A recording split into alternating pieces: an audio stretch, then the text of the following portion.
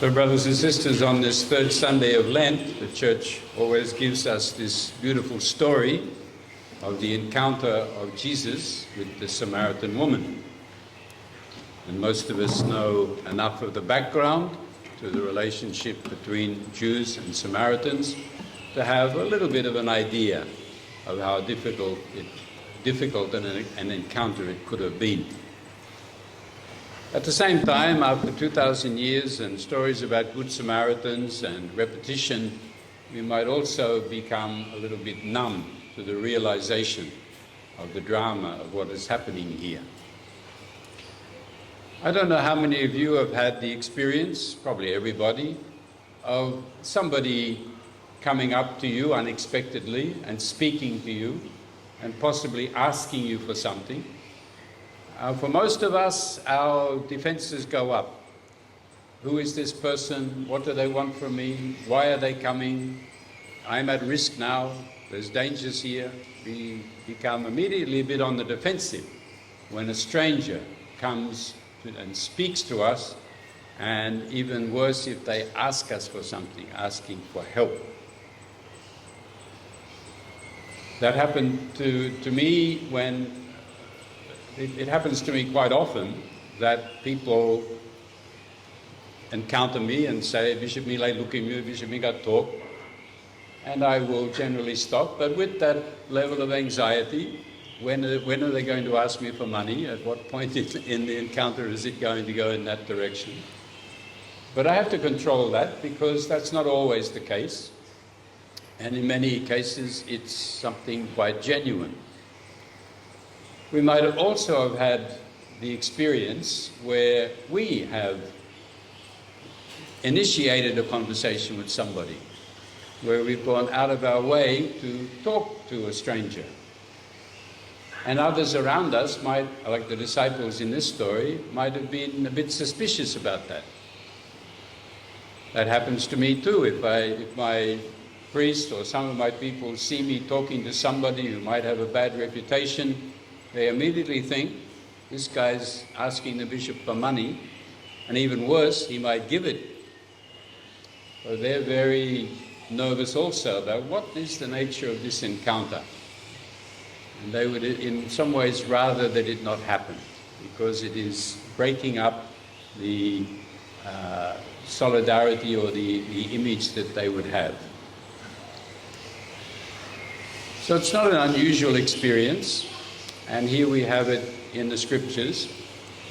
And if we expanded it, we might also hear the Samaritan woman saying, why are you, a man, a Jewish man who is a religious leader, asking me, a woman, a Samaritan woman, with broken marriages and in an irregular union, why are you talking to me?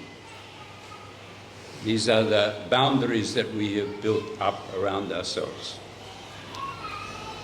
I've had the experience too when I approached a pastor of another denomination just to be friendly and greeting, and he was quite startled, and he was more or less saying the same thing. Why are you, a Catholic bishop, talking to me, a pastor of this denomination? The same level of surprise, shock, anxiety. Where is this going to lead?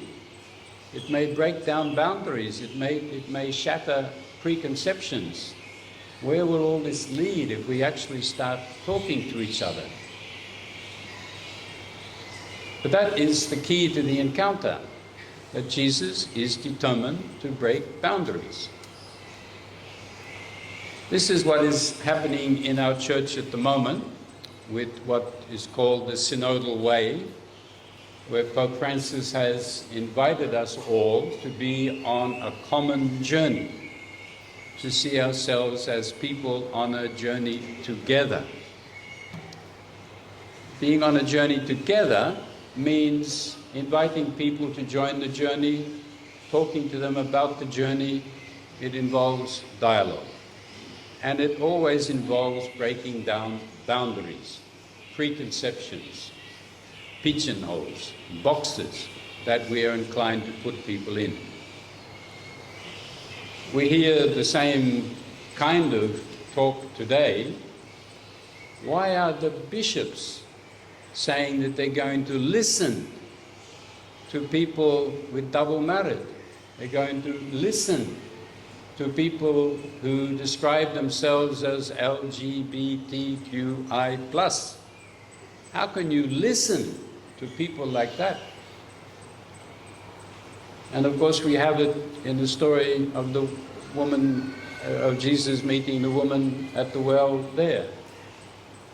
She's asking the same question. The disciples asked the same question. And he said, if you only knew what is involved here, if you only knew the big picture, if you could grasp where we're all going together, you wouldn't be asking such questions.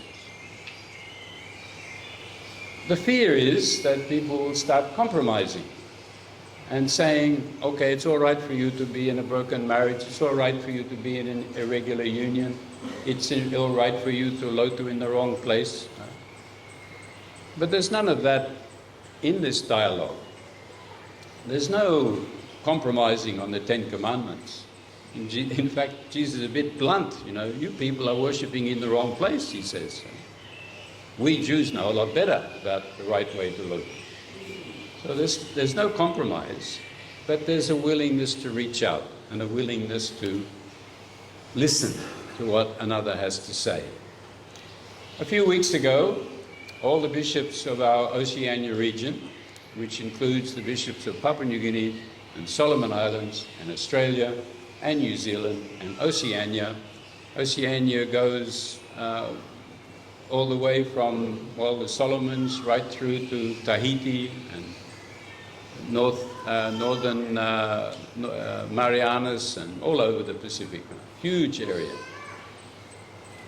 So we were all together, I think about 60 bishops. We gathered together in Fiji for what is called the Federation of Catholic Bishops' Conferences of Oceania.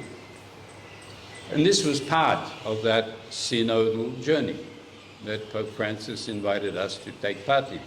And I really hope that each one of you has had an opportunity to be part of that discussion. We had in Papua New Guinea our General Assembly. Then we brought the findings of our General Assembly, which is Papua New Guinea and Solomon Islands, to this continental gathering. Australia did the same, New Zealand did the same, and the Pacific did the same.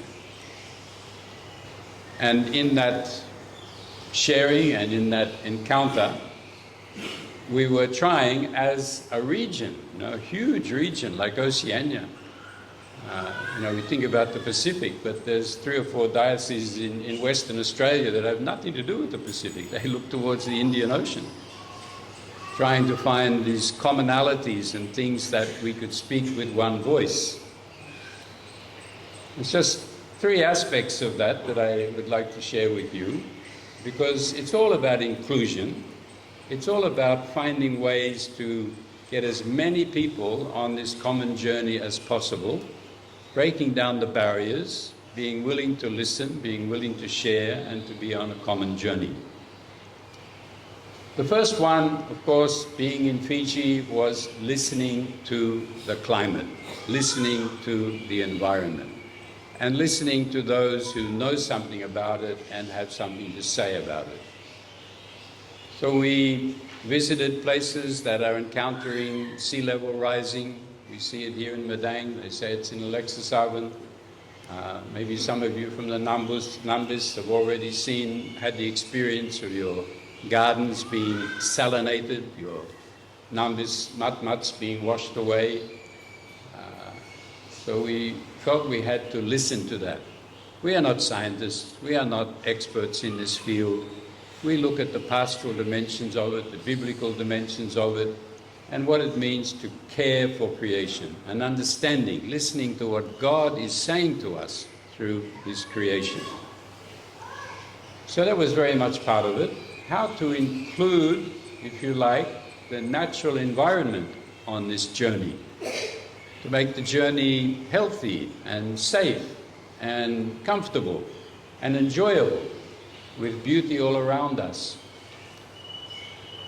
The second area of inclusion that was very common from Western Australia to Tahiti is what they call the engagement of youth. Throughout most of our region and throughout most of the world, we experience this feeling that our youth are becoming disengaged from the church, that they are not as much involved with it as we believe would be good. Those of you who are in the church now and participating, you may not feel it's true for yourself, but you know it's true for your friends back home. And it's a worry in the community why people don't seem to be very active in the church anymore. The concern in the developed countries like Australia and New Zealand, which I think might apply just as much to us, is that part of this disengagement means that these young people are cutting themselves off from the most important resource or source of their identity. We who are here know that I am loved by God. I have a task given to me by God. He is in a special relationship with me, and He will never abandon me. No matter how many times I fall, He will pick me up again. That is probably the most important identity that we have for our mental health, for our well-being, for our ability to take on the other tasks that God will give us throughout our life. Because they say in the developed countries, Australia and New Zealand, the leading cause of death among young people is suicide. Young people in those developing countries, they die from lots of things, but the leading thing is suicide. And even they say some of the other things like road accidents might also be suicide. Who knows? People commit suicide because they've lost their sense of identity. They don't know who they are anymore. Or they think that their identity is related to whether people are going to be nice to them, whether their friends are bullying them, whether they're being ridiculed on Facebook or something. They think their identity is about that. So when that happens, they feel lost and they don't see why they should go on. We hear that Papua New Guinea has the most number of youth suicides in the Pacific region. So it's real for us. Maybe you know people and you wonder why this perfectly nice person who's got good ideas and is well educated and has a really beautiful future in front of them, and yet they end their life. We would like to think that we have the answer to that. In fact, I'd love to see some statistics that trace this disengagement of youth with the suicide rate. I suspect it might be easily correlated. So we have to claim that, and we have to make sure that our young people are aware of it. I pray that each one of you is aware of it, and I pray that you'll be able to communicate it with other young people. God loves them. That's their true identity. They are a child of God, and nothing can take that away. And that's our message. In fact, I saw somewhere that one person's Lenten activity was to say, every day I will speak to a stranger. I will be the Jesus for the Samaritan woman. Every day I'll speak to a stranger. Why? Because I know there is a huge amount of loneliness out there. So if I can, just by one single act every day during Lent, hopefully afterwards, just reach out to one person, maybe I can turn that tide, to reverse it. The third important area that is for dialogue and for inclusion is, of course, women. When I look out on the church here now, I see all the women here and a few men over there, some in the back. And that's the picture of the church throughout the world. Our women are dynamic, they are participating, they love Jesus, they love the church, they're not uncritical of it, but they love it, and they want to be part of it. And yet, in many cases, we put up these barriers. You can't do this, you can't do that, you shouldn't do this, you shouldn't do that. Certainly part of Pope Francis's agenda and part of the synodal way is to try to deal with that. Whatever are those blocks that are preventing women not only from participating, but being involved in decision-making, what they call governance. How can we be more inclusive of women and help women to feel I am not just sitting in the church on Sunday, I'm actually involved in evangelization and the growth of the church and the leadership of the church, and there's a lot that I can contribute. Of course, in some countries, women are very vocal about this. In our country, maybe not so much. But it is an issue that we want to work with as we move on this journey together, the journey of inclusion.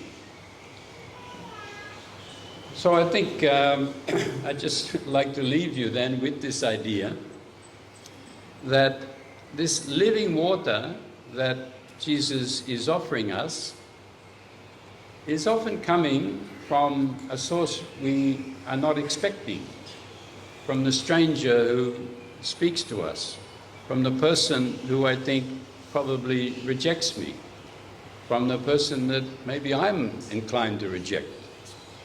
If I can open up in love and kindness and dialogue to them, if I can also from time to time reach out to somebody, initiate a conversation, and certainly respond if somebody initiates with me, lower our suspicion, lower our anxiety. You probably also have the experiences I have that the stranger that you meet in this casual way becomes a friend for life. It also seems to be very much part of God's plan. We never know where that is coming from. But it is living water, and it is offered to us by the Lord, and it's a grace. So we have to pray and be open to receiving that grace so that we will be more and more inclusive, more and more have that feeling of being together on a common journey into that promised land that the Lord is calling us to. That experience of the kingdom of God, where God rules over all, and we all experience ourselves as brothers and sisters together.